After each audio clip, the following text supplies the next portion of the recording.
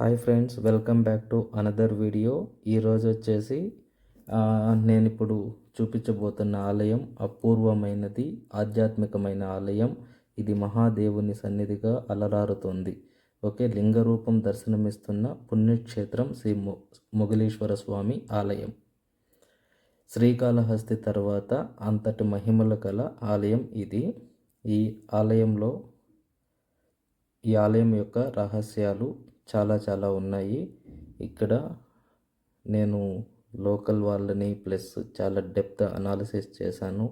ఈ ఆలయం గురించి చాలా మహిమలు అండ్ చాలా రహస్యాలు ఉన్నాయి.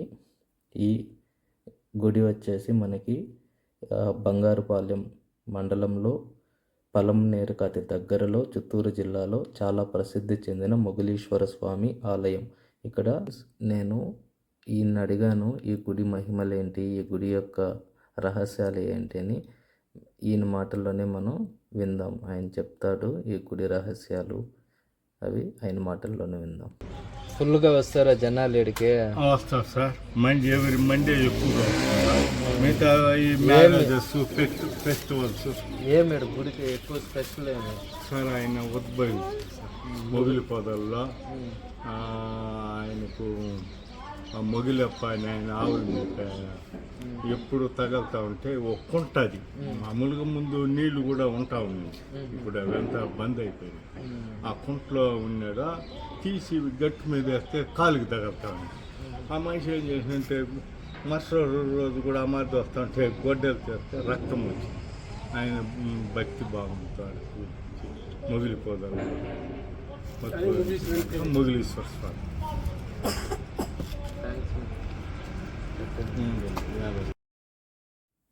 చూసారు కదా ఆయన చెప్పిన మాటలు ఫ్రెండ్స్. ఇప్పుడు నేను ఇక్కడ వేరే ఒక పూజారిని అడిగి తెలుసుకున్నాను డీటెయిల్డ్గా ఈ గుడి ఆవిర్భావం ఎలా జరిగింది ఏంటి అనేసి.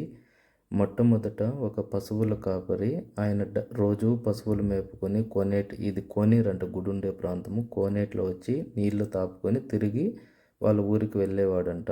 ఒకరోజు పశువులు నీళ్ళు తాగేటప్పుడు కోనేట్లో చెత్త, పురుగులు ఆకుల పైన ఉండేదాన్ని గమనించి ఈ పురుగులు పడి నీరు ఎలా తాగేది అని గొడ్డలితో చెట్టును నరుకుతుంటే లోపల నుంచి రక్తం వచ్చింది.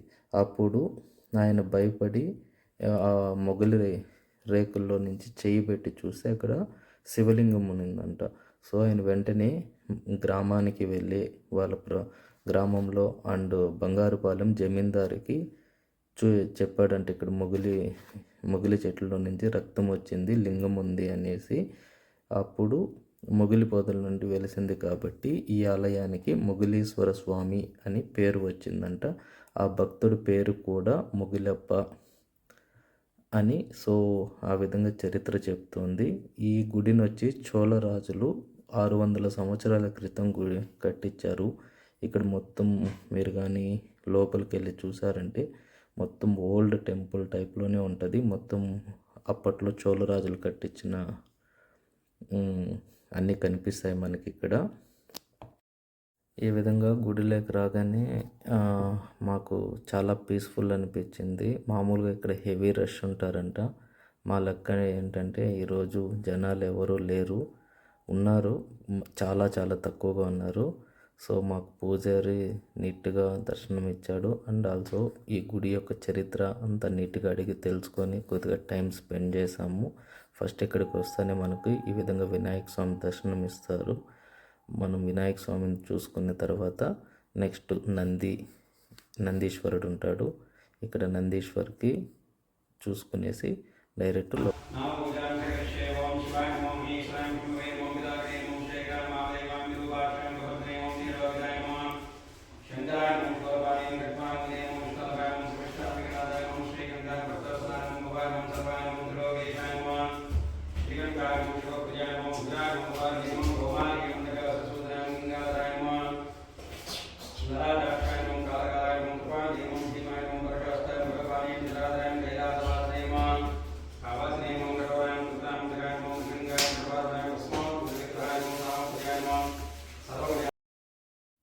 చూసారు కదా.